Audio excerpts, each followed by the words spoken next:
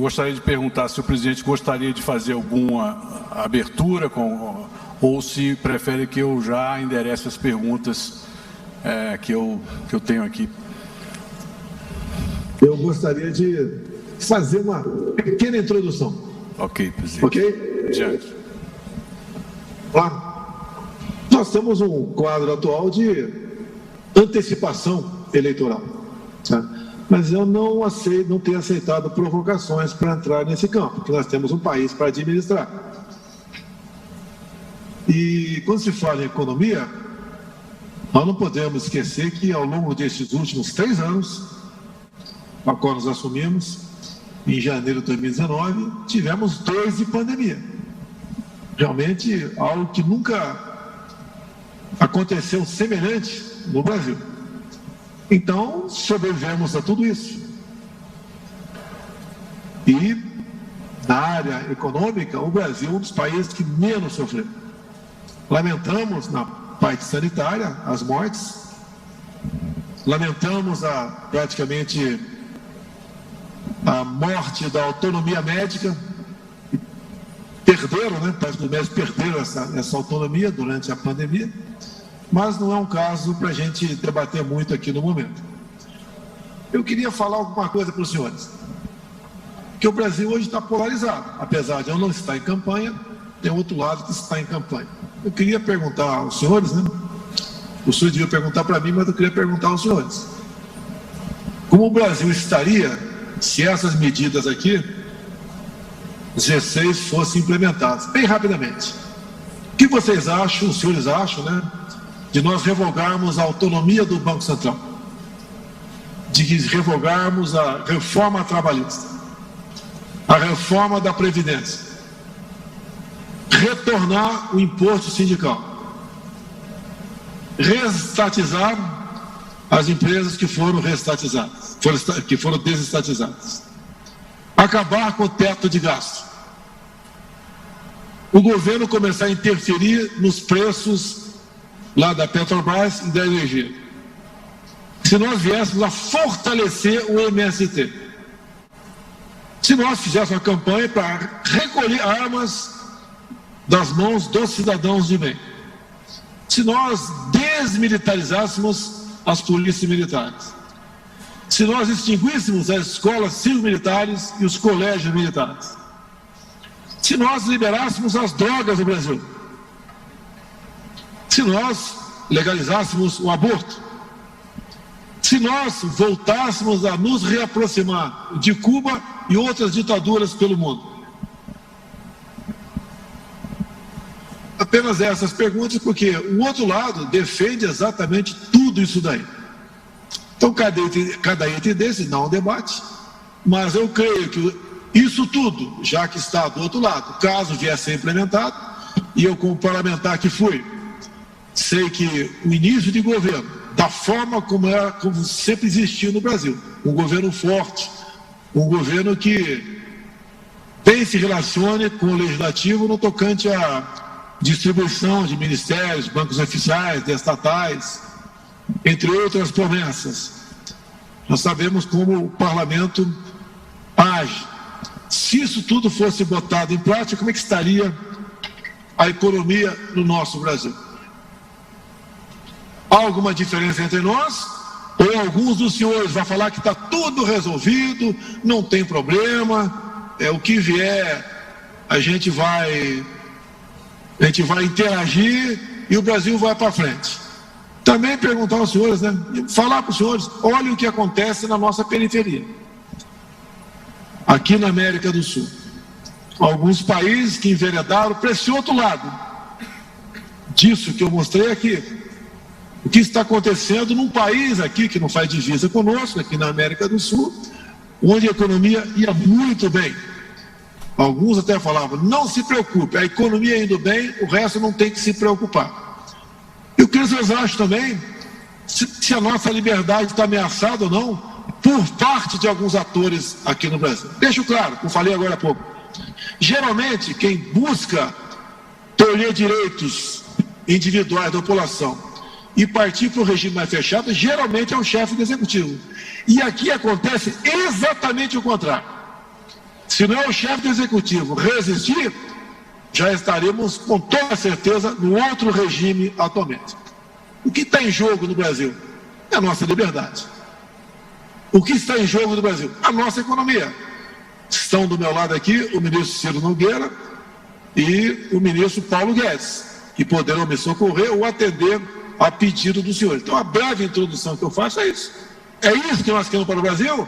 Dá para deixar tudo rolar numa boa? Quem chegar, chegou, tudo bem, ninguém vai sofrer nada com isso, a economia vai continuar numa boa. Uma boa agora aqui. Depois da pandemia, né, resistiu.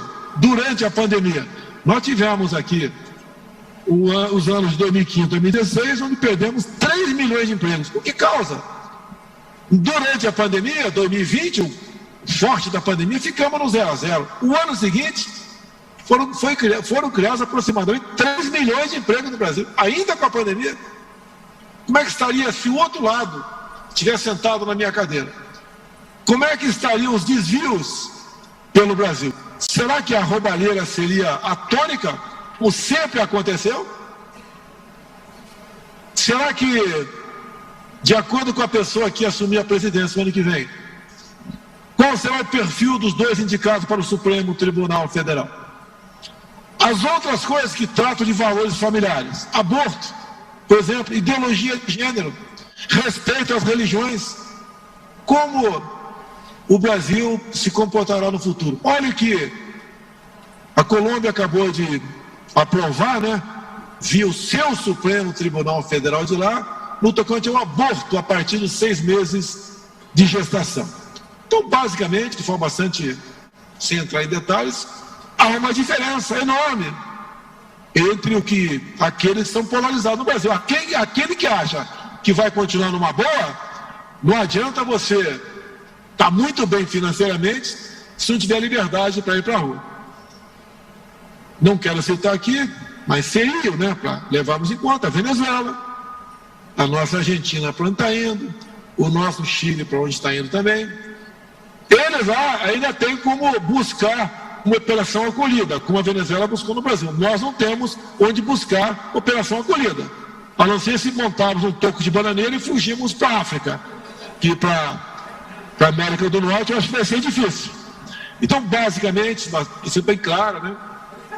Isso já não é o suficiente para pessoas com responsabilidade tomar uma posição.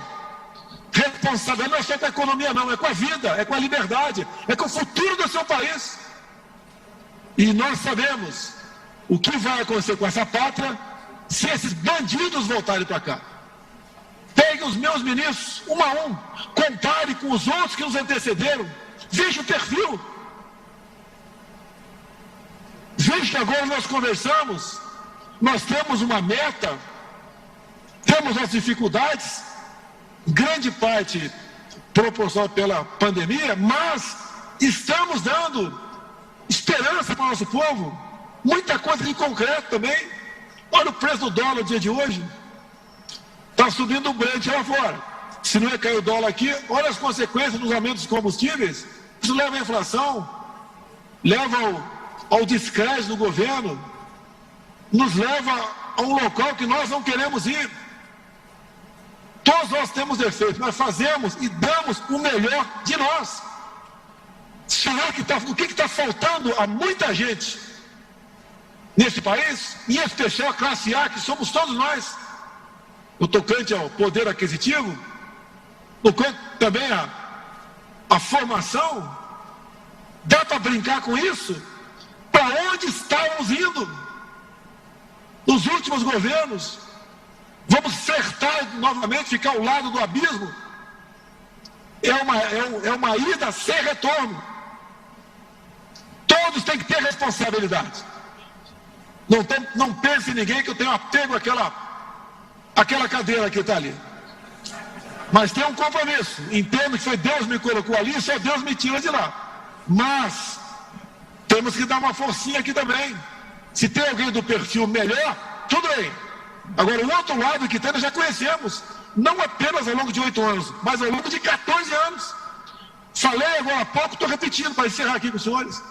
entre malfeitos, desvios, roubos, projetos mirabolantes. A Petrobras se endividou em 900 bilhões de reais. O BNDES, 500 bilhões. 1 trilhão e 400. Isso, senhores autoridades que estão nos ouvindo aqui, especial vocês do Nordeste. 1 trilhão e 400 bilhões. Isso dá para fazer 100 transposições do Rio São Francisco. E tem gente que quer que essas porcarias que levaram estatais a essa situação volte para cá. Não vou falar em 45 bi da Caixa Econômica Federal e das demais estatais. Essa realidade, essa pátria é nossa. Eu estou vendo aqui atrás de mim, aqui na minha imagem, está escrito ordem e progresso. Ordem e progresso. Mas precisamos de paz para ter a liberdade. E devemos lutar por isso. Não vai ser o chefe do executivo que vai jogar fora das 4 linhas. Mas, por favor, não vocês, 2 ou 3 no Brasil, não estique essa corda.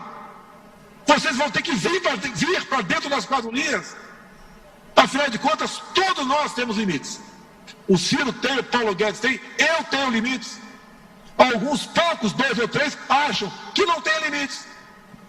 Podem ficar brincando o tempo todo de nos controlar, de desrespeitar a nossa Constituição, de ferir a nossa liberdade de expressão, de prender deputado, por mais errado que ele tenha sido, em suas palavras. E manter cidadão brasileiro que pode enterrar suas palavras com tornozeleira eletrônica, em desmonetizar páginas da internet, em querer botar freio na nossa liberdade de discutir eleições pelas mídias sociais. Onde vamos chegar? De termos um sistema eleitoral que você pode não comprovar que não é fraudável, mas você não tem como comprovar também que não pode ser fraudável. A alma da democracia é o voto. Tanto é que para caçar parlamentar na Câmara, não sei se continua assim, apesar do meu tempo do voto eletrônico, se fazia no papel. O que nós queremos? Paz, tranquilidade. E outra, o futuro do Brasil depende das nossas escolhas. Se eu vier candidato escolher a mim, o perfil está aqui do meu lado.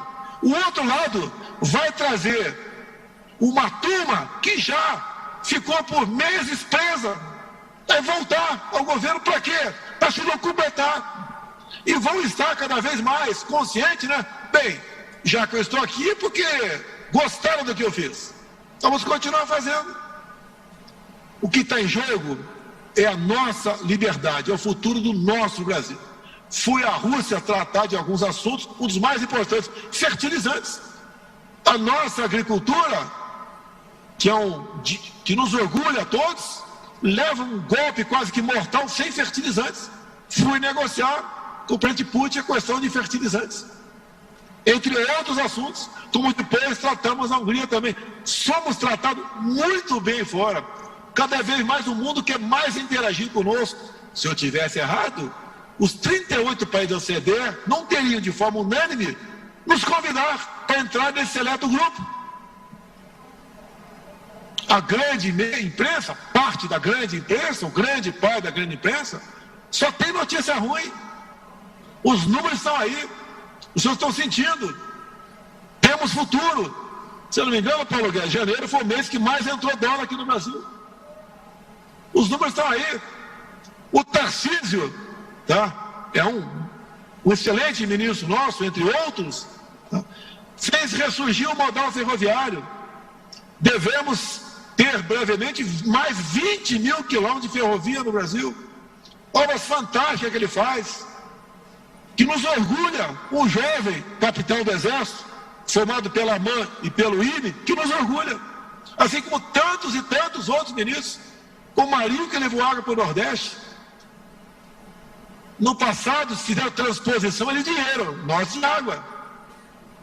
Esse é um pequeno retrato do Brasil, que parece que alguns ficam de brincadeira. Ah, mas não tem problema, não sei o que lá. Alguém quer que eu me aproxime com Cuba hoje? Que eu faça outro Porto Mariel lá fora? que tem como garantia charuto ou empréstimo para a Venezuela para dar calote na gente e continuam pagando com o dinheiro do FAT, entre tantos e tantos outros bilhões de dólares jogados o mundo afora, daria uma palestra enorme, não remunerada, para eu falar sobre isso para vocês. O que falta para alguns é responsabilidade. Não sei de tudo que pode ser feito no Brasil. Se soubesse, dispensaria todos os meus ministros. Estaria sozinho aqui. E ninguém faz nada sozinho. Temos excelentes auxiliares ao nosso lado. Não é só ministros, não são secretários, servidores, pessoas da iniciativa privada, entre outros que nos aconselham, como alguns dos senhores me aconselham. E nós temos essa responsabilidade. Nós queremos não, nós exigimos e tudo faremos por um Brasil livre. Um Brasil livre de corrupção. Dá para imaginar 3 anos sem corrupção? Não é por acaso. Se acontecer, a gente vai atrás. Mas estamos há 3 anos. Isso não representa nada para a classe pensante no Brasil? Ou acha que podemos flertar com o comunismo, com o socialismo? Uma rápida introdução, não sei se muito demorado, né? Mas desculpe o desabafo aqui, estou à disposição dos senhores.